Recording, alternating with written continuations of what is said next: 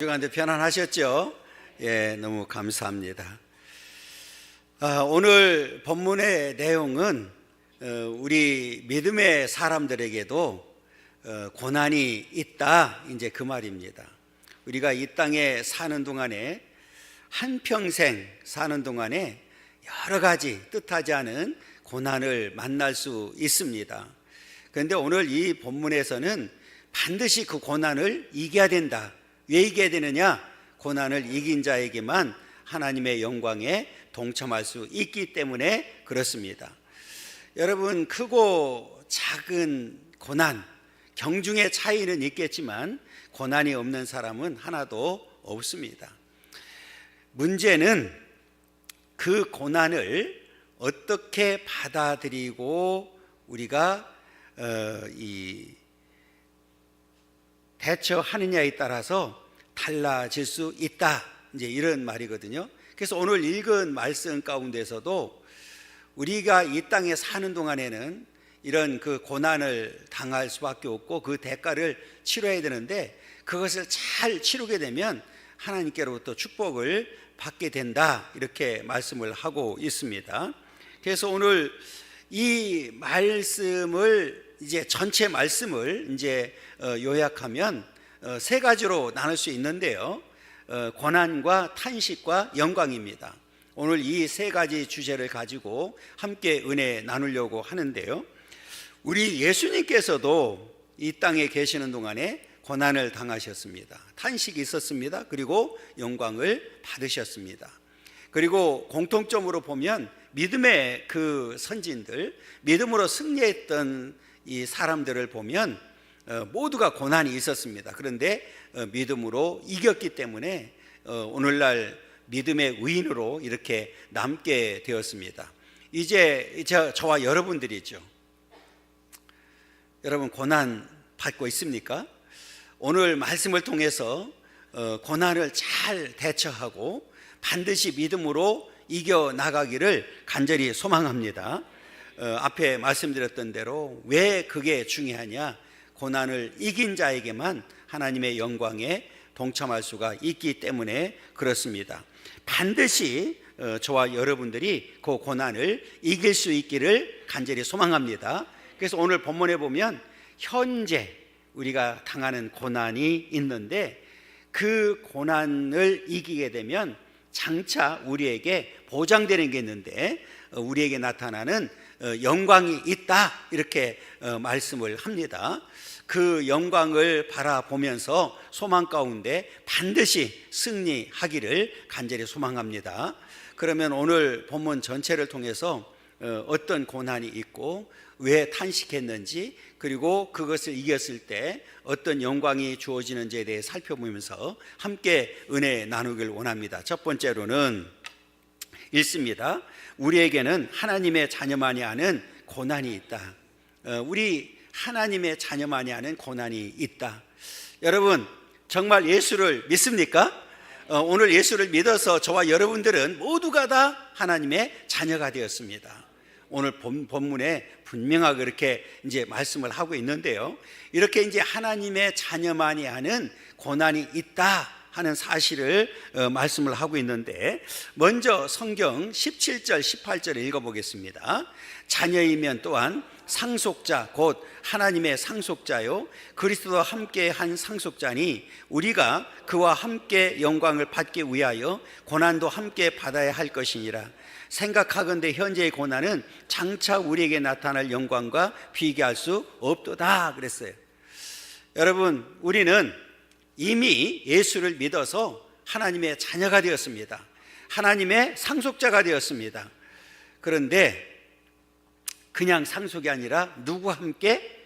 그리스도와 함께한 상속자다, 이렇게 말씀을 합니다. 이 얘기는 예수가 없이는 하나님께서 우리에게 주시고자 하는 그 하나님 나라, 그 영광에 동참할 수 있을까요? 없을까요? 없다, 그 말이에요. 그러니까 반드시 예수 그리스도와 함께한 상속이라고 분명히 못을 받고 있습니다. 그러면 그와 함께 영광을 받기 위하여 고난도 함께 받아야 된다. 이 말은 우리 예수님도 고난을 받았다. 그러면 우리도 고난받는 것은 필연적이다, 이제 그 말이에요. 여러분, 우리 예수님이 고난을 당할 때 어떤 문제가 있어서, 죄가 있어서 고난받은 게 아니잖아요. 단지 하나님의 아들이라고 하는 사실 때문에 고난을 받았단 말이에요. 그러면 오늘날 저와 여러분들은 이제 하나님의 자녀이기 때문에 오는 고난이 있다는 거예요. 그래서 우리는 그리스도와 함께 그 상속을 받기 원한다고 하면 그리스도와 함께 반드시 고난도 받아야 된다, 이제 그런 내용입니다. 그래서 예수님께서도 이렇게 말씀하셨습니다. 요한복음 15장 20절입니다. 읽습니다. 내가 너희에게 종이 주인보다 더 크지 못하다 한 말을 기억하라. 사람들이 나를 박해하였은즉 너희도 박해할 것이요 내 말을 지켰은즉 너희 말도 지킬 것이라. 사람들이 나를 박해했기 때문에, 예수님을 박해했기 때문에 너희도 박해할 거다. 그러니까 우리 믿음의 사람들에게도 반드시 이런 고난이 있다는 사실을 우리에게 가르쳐 주겠습니다. 여러분, 현재 당하는 고난 있을 수 있는데, 그러면 어떻게 우리가 대처하느냐, 어떤 자세를 가져야 되느냐, 이게 이제 중요하거든요. 그러니까 반응은 두 가지로 나타날 수밖에 없어요. 부정적인 반응과 긍정적인 반응을 이제 보일 수밖에 없는데, 자, 먼저 고난을 당할 때 부정적인 반응을 보여서는 안 된다, 이렇게 말씀을 합니다. 어떻게 해야 된다고요? 부정적인 반응을 보여서는 안 된다. 이제 몇 가지로 나눠서 살펴볼 텐데, 첫째는 고난당할 때 지나치게 놀라서는 안 된다. 이 말은 어떻게 놀라지 않을 수가 있겠어요? 그렇잖아요. 우리 사람이기 때문에, 우리는 인간이기 때문에 놀랄 수밖에 없죠. 그런데 지나치게 놀라서는 안 된다, 이 말을 지나치게 하면 안 된다는 거예요. 왜 그러느냐? 여러분, 우리가 성경을 이미 우리에게 주셨잖아요. 이 얘기는 뭐냐면, 말씀을 통해서 분명히 우리 믿음의 사람들에게도 크고 작은 고난이, 뜻하지 않은 고난이 반드시 있다, 이렇게 가르쳐 주셨어요. 그러니까 우리는 늘 대비하는 거죠. 그러니까 이렇게 지나치게 놀라게 되면 우리는 고난을 이길 수가 없기 때문에 그렇습니다. 그 다음에 두 번째로는 고난당할 때 지나치게 흔들리지 말아야 된다. 이제 한 사람이 어떤 고난을 당했을 때 그냥 신세 타령하고 거기 좌절하고 절망하게 되면 본인만 그런 게 아니라 주변에 있는, 예를 들어서 가족 가운데서도 그런 절망 가운데 빠질 수가 있기 때문에 지나치게 흔들리면 안 된다. 그래서 고난당할 때 힘들지 않을 수가 있을까요? 힘들죠. 그럼에도 불구하고 다시 일어서서 고난을 이기는 자가 되어야 된다. 그 다음에 셋째로는 고난당할 때 구원을 의심하지 말아야 된다. 우리가 잘못하면 하나님이 나를 버렸나, 이제 이런 생각을 할 수도 있거든요. 그래서 이 구원, 자신의 믿음과 구원에 대한 확신을 잃게 될 수가 있는데, 여러분, 성경을 보면 고난을 당하지 않고 믿음의 성숙을 이룬 사람이 있습니까? 앞에 말씀드렸던 대로 위대한 믿음의 위인들을 보게 되면 공통점으로 큰 고난을 당했고요, 그 고난 당할 때에 오히려 믿음으로 이겼기 때문에 믿음의 성숙을 이루었던 역사를 보게 됩니다. 오히려 우리는 고난 당할 때에 어떤 경우라도 이렇게 이 구원을 의심해서는 안 된다는, 이 오히려 구원에 확신을 갖는 게 더 중요하다는 사실을 말씀하고 있습니다. 그 다음에 넷째는 고난을 당할 때 하나님의 사랑을 의심하지 말아야 된다. 모든 사람의 공통점이 있죠. 예수를 믿으면 고난이 없을 거다, 하나님이 나를 사랑하기 때문에 고난이 없을 거다, 이런 생각을 하게 되거든요. 그런데 여러분, 고난은 예수님도 당하셨어요. 믿음의 선진들도 당했어요. 그러니까 오늘 하나님의 사랑이 없어서 우리가 고난을 당하는 것이 아니라, 내가 고난을 당하는 가운데서도 하나님의 사랑은, 우리를 향한 하나님의 사랑은 절대로 변함이 없다는 사실을 우리는 분명히 기억해야 됩니다. 그래서 오늘 우리 어떤 경우라도 하나님의 사랑을 의심하면 안 된다. 그 다음에 다섯 번째로는 고난당할 때 하나님의 능력을 의심하지 말아야 된다. 하나님의 능력이 없기 때문에 나에게 이런 고통을, 고난을 주셨나? 이런 생각을 하면 안 된다는 거죠. 하나님은 창조주잖아요. 전능하신 분이잖아요. 무소부지하신 분이잖아요. 무엇이든지 하실 수 있는 분이잖아요. 그러니까 오늘 하나님의 능력을 어떤 경우라도 의심하면 안 되고, 능력이 부족해서가 아니라 하나님의 뜻임을 우리가 이제 받아들이는 게 더 중요하다, 이렇게 보면 됩니다. 그 다음에 여섯 번째로는 고난을 당할 때 불평하지 말아야 된다. 불평하는 것은 오히려 우리가 나를 고문하는 일이다, 이제 어떤 분이 이렇게 표현했더라고요. 여러분, 우리가 힘들고 어려울 수밖에 없죠. 어떤 고난을 만나든지. 그런데 불평하고 원망해서 해결될 수 있을까요? 없을까요? 없죠. 그렇잖아요. 예를 들면 이스라엘 백성들이 출애굽해서 광야 생활 40년 동안에, 여러분 1세대들이 툭 하면 뭐 했습니까? 원망하고 불평했잖아요.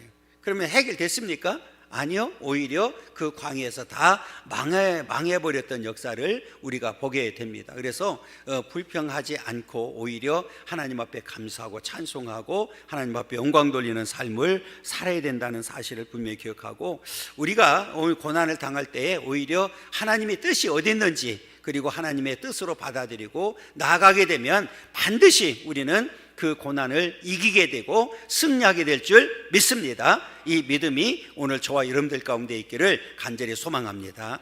그 다음에 우리 이제 앞에는 이제 부정적인 그 상황을 봤잖아요. 그 다음은 우리는 긍정적인 반응이죠. 긍정적인 반응을 해야 된다. 그러니까 오늘 우리가 고난당할 때 우리가 어떤 경우나 부정적인 반응을 보이지 말고 긍정적인 반응을 보여야 되는데, 우리 첫째는 성령의 인도하심을 받고 있다는 사실을 알아야 된다. 그러니까 지금 내가 고난을 당하고 있을 때 나는 하나님의 자녀지, 그리고 나는 이미 성령을 받은 자지, 그리고 오히려 성령을 더 의지하고 성령을 충만히 받는 게 더 중요하지요. 그러니까 우리 살아가면서 이제 성령을 우리에게 보내주신 이유, 목적은 어디 있을까요? 우리를 돕기 위해서 보내주신 거예요. 그러니까 우리의 연약함, 부족함 다 알고 계세요, 하나님은. 그래서 우리가 이 땅에 사는 동안에 크고 작은 고난을 만났을 때에 하나님이 성령을 통해서 우리를 도와주시겠대요. 그래서 이기도록 역사하신대요. 그래서 성령이 약속해 주셨잖아요. 우리와 영원히 함께 하시겠다고 분명히 약속을 해 주셨습니다.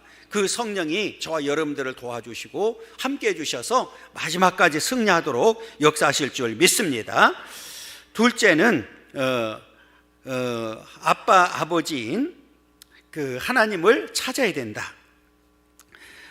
오늘 이렇게 아빠, 아버지인 하나님을 찾아야 된다. 성경 로마서 5장 8장 우리 15절 한번 읽겠습니다. 너희는 다시 무소하는 종의 영을 받지 아니하고 양자의 영을 받았으므로 우리가 아빠, 아버지라고 부르짖느니라 그랬어요. 우리는 이제 어떤 영을 받았다고요? 양자의 영을 받았다. 그래서 하나님의 자녀가 되었어요. 그러니까 하나님을 뭐라고 부를 수 있도록? 아빠라고 부를 수 있는 특권이 주어졌습니다. 여러분, 하나님을 아빠, 아버지라고 우리가 부르짖게 되었기 때문에 이런 거죠. 내가 고난당할 때 나에게는 누가 있어요? 아버지가 계시다. 하나님이 계신다. 앞에 말씀드렸던 대로 하나님은 나에게 능력이 되시고 창조주시니까, 그래서 내가 하나님 앞에 모든 걸 맡기고 나아갔을 때 하나님께서는 저와 여러분들에게 힘을 주시고 능력을 주시고 붙들어 주시고 일으켜 주시고 우리 승리하도록 역사하실 줄 믿습니다. 그렇기 때문에 우리는 끊임없이 하나님을 찾고 아버지께 나아가는 그런 믿음의 삶이 되어야 된다. 셋째는 고난당할 때 즐거워야 된다. 여러분, 이 말은 참 힘든 내용이거든요. 고난당할 때 즐거워야 된다. 말이 쉽지. 여러분, 고난을 좋아하는 사람 누가 있겠어요? 그런데 오늘 성경에서는 분명히 그렇게 말씀을 하고 있기 때문에 오늘 우리에게도 그런 믿음이 이제 필요하다는 거죠. 여러분, 문제는 고난당할 때 우리가 이제 어떤 자세를 갖느냐가 중요하다고 말씀드렸잖아요. 자, 베드로전서 4장 13절입니다. 오히려 너희가 그리스도의 고난에 참여하는 것으로 즐거워하라. 이는 그의 영광을 나타나실 때에 너희로 즐거워하고 기뻐하게 하려 함이라 그랬어요. 너희가 그리스도의 고난에 참여하는 것으로 즐거워해라. 고난을 즐거워하라는 거예요. 그럼 어떻게 즐거워했었느냐? 그의 영광을 나타나실 때에, 우리 주님이 그 영광주로 오실 때에 너희로 즐거워하고 기뻐하게 하려 한다, 이렇게 말씀을 합니다. 그러니까 고난을 피하라고 하지 아니하고 오히려 그 고난을 뭐라고 그랬어요? 즐거워하라고 우리에게 말씀을 합니다. 그 다음에 넷째는 고난을 당할 때에 기도해야 된다. 시편 81편 7절입니다. 내가 고난 중에 부르짖음에 내가 너를 건졌고 우레소리의 은밀한 곳에서 내게 응답하며 무리바 물가에서 너를 시험하였도다. 이 고난 중에 있을 때에 부르짖었다. 그랬더니 하나님께서 건져주셨고 응답해 주셨다. 이렇게 분명히 약속을 해 주셨습니다. 그러니까 하나님 앞에 모든 것을 맡기고 기도하면서 나가게 되면 반드시 하나님은 만나주시고 응답하신다는 사실을 분명히 기억하고, 이제는 어떤 상황에 있든지, 우리는 어떤 고난에 있든지 부정적인 반응을 보이지 아니하고 긍정적인 반응을 보이면서 마지막까지 믿음으로 승리해 나가는 그런 믿음의 역사가 있기를 간절히 소망합니다. 큰 두 번째로는 있습니다. 우리에게는 하나님의 자녀만이 아는 탄식이 있다 그랬어요. 여기서 이 탄식만, 이제 오늘 본문에 탄식이라는 단어가 나오거든요. 그런데 이 탄식은 부정적인 탄식이 아니에요. 자, 우리 23절 한번 읽겠습니다. 그뿐 아니라 또한 우리 곧 성령의 처음 익은 열매를 받은 우리까지도 속으로 탄식하여 양자 될 것 곧 우리 몸의 속량을 기다리니라. 자, 여기서 성령의 처음 익은 열매를 받은 우리 그랬어요. 성령의 처음 익은 열매를 받은 우리. 자, 여기서 성령의 처음 익은 열매를 받은 우리가 어떤 것을 받았을까요? 여러분 다 받았어요. 이거는 거듭남, 중생을 말하는 거예요. 또 우리 이제 죄와 사망의 법에서 건져주신 일, 하나님을 아버지라고 부른 일, 이 모든 것들이 다 처음 성령의 처음 익은 열매로 받은 겁니다. 만약에 이 성령의 처음 익은 열매를 우리가 받지 않았다고 하면 여전히 저와 여러분들은 죄와 사망 가운데서 신음하다가 영원히 멸망을 받게 될 수밖에 없습니다. 그런데 이미 성령의 처음 익은 열매를 통해서 우리는 거듭나는 삶을 살게 되었고 하나님을 아버지라 부르는 특권을 받게 되었습니다. 이제 중요한 사실은, 자, 처음 익은 열매라고 그랬잖아요. 그러면 두 번째, 세 번째 열매가 있다는 거예요. 그러면 오늘 본문에서 이렇게 이제 나온 말씀은 양자될 것 그랬거든요. 그러니까 오늘 저와 여러분들은 이렇게 그 죄로 인해서 죽었던 자들인데 이제 처음 익은 성령의 열매를 통해서 우리를 양자 삼아 주신 거예요. 죄가 없다고 선언하시고 이제 하나님의 자녀 만들어 주셔서 우리 몸의 속량을 기다린다, 구원의 완성을 기다리고 있는 상태를 말하고 있는 겁니다. 여러분, 그러니까 이렇게 우리는 그 구원의 완성을 기다리면서 우리가 살아가게 되는데, 그 구원의 완성을 이루기까지는 이 땅에 사는 동안에 뭐가 있다는 얘기예요? 고난이 있다, 그 얘기예요. 그러니까 제가 늘 말씀드리잖아요. 이 구원은 이미와 아직으로 나눈다고 말씀을 드렸어요. 그러니까 이미 성령의 처음 익은 열매를 통해서 우리는 구원받은 자들이에요. 그런데 이 우리 몸의 속량을 기다린다는 얘기는 완전한 구원을 말하는데 그 구원은 아직 이루어지지 않았습니다. 오늘 성경에 나와 있는 대로 하나님의 영광의 나라에 동참할 때를 말하는 건데, 그때까지는 여러분 그 기간이 있잖아요. 그 기간 동안에는 우리에게 뭐가 있다고요? 고난이 있다는 거예요. 그러니까 그 고난을 우리는 반드시 뭐 해야 된다고요? 이겨야 된다. 그런데 중요한 사실은 이 탄식하고 있다고 그랬잖아요. 여러분, 이 탄식은 우리 산모들이 이제 출산할 때 그 지르는 비명 소리라고 이렇게 이제 우리가 비유하면 됩니다. 그 비명 소리는, 그 탄식은 여러분 슬픔의 탄식이 아니잖아요. 생명을 품에 안을 수 있다고 하는 탄식이란 말이에요. 그러니까 오늘 우리 이제 믿음의 사람들이 부르는 이 탄식은 기쁨의 탄식이고 생명을 얻게 된 탄식이라고 보면 됩니다. 그래서 오늘 우리는 이 탄식을 통해서 우리 이제 그 날을, 한마디로 말하면 그 영광의 날을 기다리는 탄식이다, 이렇게 보면 됩니다. 그래서 이 고린도 후서 5장 2절에 보면 이렇게 가르쳐 주고 있거든요. 자, 참으로 우리가 여기 있어 탄식하며 하늘로부터 오는 우리 처소로 덧입기를 간절히 사모한다.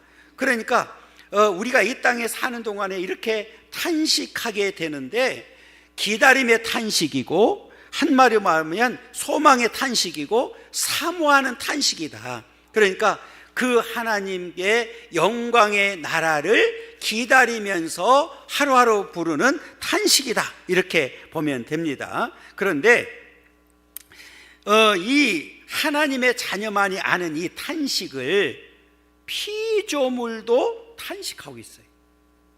그런데 이 피조물의 탄식을 우리가 이제 잘 살펴볼 필요가 있는데, 자, 22절 보겠습니다. 피조물이 다 이제까지 함께 탄식하며 함께 고통을 겪고 있는 것을 우리가 아느니라. 피조물도 탄식하네요. 다 이제까지 함께 탄식하며 함께 고통을 겪고 있는 것을 우리가 안다. 이건 뭐예요? 이 피조물은 이 자연의 세계를 말하잖아요. 뭐 해, 달, 별, 날아다니는 새, 물고기, 뭐 다 이런 것들, 나무, 꽃, 뭐 이런 것들이 다 이 피조물이잖아요. 그런데 왜 탄식할까요? 오늘 인간이 타락함으로 인해서 모든 이 피조 세계도 다 부패했다는 거예요. 그러니까 그 내용이 21절에 보면 또 이렇게 얘기를 해요. 바라는 것은 피조물도 썩어짐의 종로로 탄 데서 해방되어 하나님의 자녀들의 영광의 자유에 이르는 것이니라. 피조물들도 썩어짐의 종로로 탄 데서 해방되기를 원하는 거예요. 그러니까 이거는 우리 이제 그 하나님의 영광에 동참하게 되면 이제 피조 세계도 그렇게 바뀌어진다는 사실을 우리가 탄식하면서 기다리고 있는 상태를 지금 이해하고 있거든요. 자, 그래서 우리가 오늘 21절, 우리 다시 중반절 한번 다시 보겠습니다. 21절 읽습니다. 그 바라는 것은 피조물도 썩어짐의 종로로 탄 데서 해방되어 하나님의 자녀들의 영광의 자유에 이르는 것이다. 그러니까 이 얘기는 이 피조 세계도 썩고 죽지 않는 그 날을 기다리고 있음을 우리에게 보여주고 있는 거예요. 그러니까 오늘 우리는 이 땅에 사는 동안에 이렇게 고난도 있고 탄식도 있지만 그것을 잘 우리가 이기고 나면 우리는 반드시 어디에 동참하게 된다고요? 하나님의 영광에 동참하게 된다는 사실을 우리에게 분명하게 이제 가르쳐 주고 있는데, 그것이 이제 마지막 우리 세 번째입니다. 세 번째 읽습니다. 자, 세 번째, 우리에게는 하나님의 자녀만이 아는 영광이 있습니다. 우리에게는 하나님의 자녀만이 아는 영광이 있다. 자, 우리 구원의 최종 목표는 뭘까요? 영광이 있는 거예요. 자, 여기서 영광의 자리에 이를 때까지는 구원의 완성을 이루지 못한 거죠. 그래서 앞에 제가 설명드렸던 대로 이미 우리가 구원을 받았지만 아직 구원의 완성을 이루지 못했습니다. 그러니까 영화롭게 되지 못했고 영광에 이르지 못했다, 이렇게 표현할 수가 있는데요. 자, 그래서 이제 우리 예수님이 이 땅에 오셨고 예수님을 믿음으로 인해서 우리에게 가장 먼저 주어지는 게 뭐냐면 칭의라고, 의롭다고 인쳐주시는 겁니다. 그 다음에 그 의롭게 된 자들이 이 땅에 사는 동안에 거룩성을 유지해 나가는 것을 우리가 성화라고 얘기합니다. 그래서 성화 가운데 있는 자들이 구원의 완성을 이루기 위해서 그 끝까지 견디는 것을 견인이라고 이렇게 표현합니다. 그래서 끝까지 견뎌서 구원의 완성을 이루었을 때에 오늘 영화 또는 영광이라고 이렇게 표현을 하게 됩니다. 그러니까 오늘 저와 여러분들은 그 영광을 얻기 위해서, 하나님의 영광의 나라에 동참하기 위해서 지금 믿음으로 계속 달려가고 있다는 사실을 오늘 말씀을 통해서 가르쳐주고 있습니다. 그러면 이렇게 이제 우리가 그 영광의 나라에 동참하게 되면 어떤 일이 벌어지느냐? 요한계시록 22장 5절에서 이렇게 얘기합니다. 그들이 세세토록 왕노릇 하리로다 그랬어요. 오늘 이렇게 영광의 나라에 이제 믿음으로 고난과 탄식을 다 이기고 승리해서 하나님의 영광에 동참하게 되면 그 나라에서 세세토록 뭐 한다고요? 왕노릇하게 된다. 이렇게 분명하게 성경에서 가르쳐주고 있습니다. 오늘 저와 여러분들은 이제 이 날이 우리를 기다리고 있습니다. 그러니까 우리는 그 영광의 나라에 동참하기 위해서 이 땅에 사는 동안에 끊임없이 이 고난, 탄식 이것을 다 이기고 영광에 동참하는 자들이 되어야 될 줄 믿습니다. 그러면 어떻게 해야 되냐? 우리가 동참할 수 있느냐? 자, 우리 첫째, 우리는 고난과 영광을 열심히 비교하면서 살아야 된다. 자, 18절 한번 읽어보겠습니다. 생각하건대 현재의 고난은 장차 우리에게 나타날 영광과 비교할 수 없도다. 현재의 고난,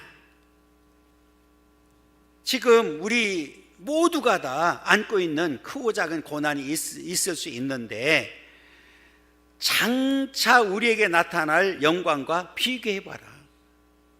한마디로 말하면 게임이 안 된다, 비교 대상이 안 된다, 그 말이거든요. 그러니까 우리는 어떤 경우라도 이 땅에 사는 동안에 이 현재의 고난 때문에 좌절하고 낙심하고 절망해서는 안 된다는 겁니다. 그러니까 이 세상에 어떤 우리가 당하고 있는 고난과 비교할 수 없는 것이 우리가 얻게 되는, 장차 얻게 되는 영광과는 비교할 수가 없다, 그 얘기예요. 여러분, 이 땅에 우리가 누리는 이 모든 것들하고 하늘에서 누리게 되는 그 영광의 나라에, 하나님의 영광의 나라에 동참해서 누리는 것과는 비교할 수가 있을까요? 없을까요? 없죠.